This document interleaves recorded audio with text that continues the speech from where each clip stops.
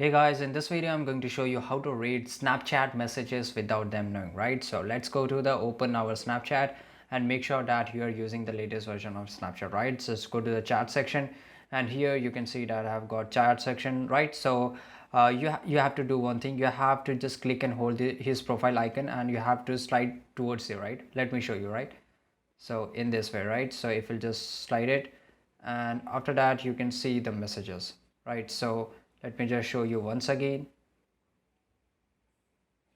You have to click and hold and you have to slide it towards right. So you have to just slide it towards this and after that you can read the messages, right? So I can see that he has written WhatsApp and this is it, and you have to just put it back and after that you can see that still I haven't seen the messages that what the notification is going to send it to him, right? So still it is showing that I haven't opened the chat till now. So this is it guys. I hope you found this video really useful, and if it was useful make sure to comment down below and also subscribe channel, like this video.